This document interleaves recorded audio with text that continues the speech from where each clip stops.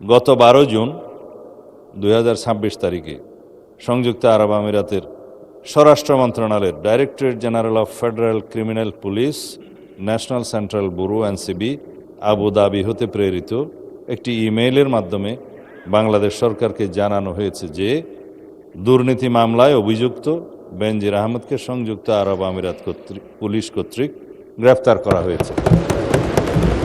অতি দ্রুতই তাকে বাংলাদেশে নিয়ে আসা হবে। পুলিশের সাবেক আইজিপি বেনজির আহমেদের দুবাই পুলিশ কর্তৃক গ্রেপ্তার প্রসঙ্গে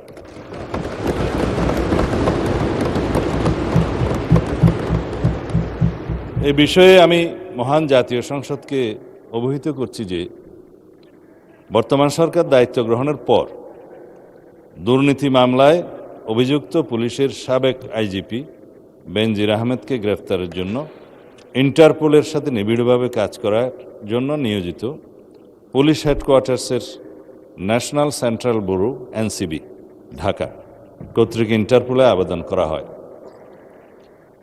তৎপ্রেক্ষিতে গত 11 এপ্রিল 2025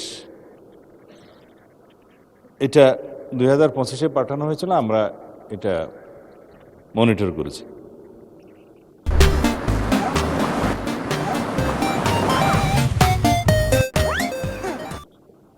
ইন্টারপোল 2025/12239 নম্বর ফাইল ও 5174/4 2025 কন্ট্রোল নম্বরের মাধ্যমে বেনজির আহমেদের প্রতি রেড নোটিশ জারি করে।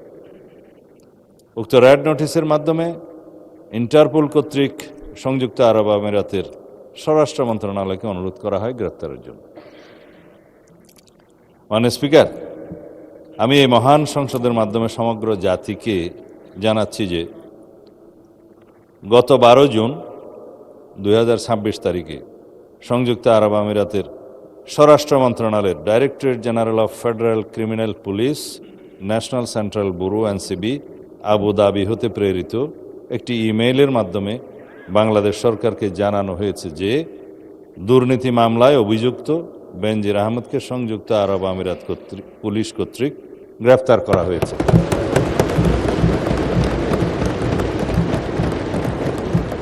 এবং তিনি বর্তমানে সেখানে আটক আছেন। মাননীয় স্পিকার, আমি এই মহান সংসদকে আরও অবহিত করছি যে এনসিবি আবুধাবি জানিয়েছে যে ইউএই ফেডারেল ল নম্বর 39/2006 অনুযায়ী গ্রেফতারের তারিখ হতে 30 দিনের মধ্যে কূটনৈতিক চ্যানেলের মাধ্যমে আনুষ্ঠানিক এক্সট্রাডিশন রিকোয়েস্ট প্রেরণ করতে হবে।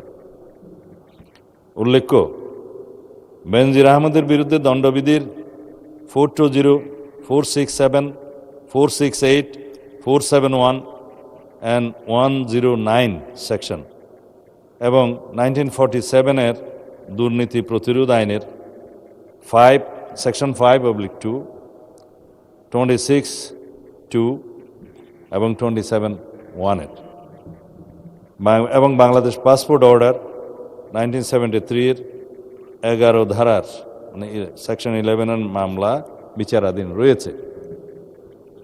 উক্ত বিষয়ে এনসিবি ঢাকা ইন্টারপোল চ্যানেলের মাধ্যমে রেড নোটিশ প্রকাশ, আন্তর্জাতিক সমন্বয়, বিদেশি কর্তৃপক্ষের সাথে যোগাযোগ এবং গ্রেফতার পরবর্তী ফলো আপ কার্যক্রম সম্পন্ন করেছে।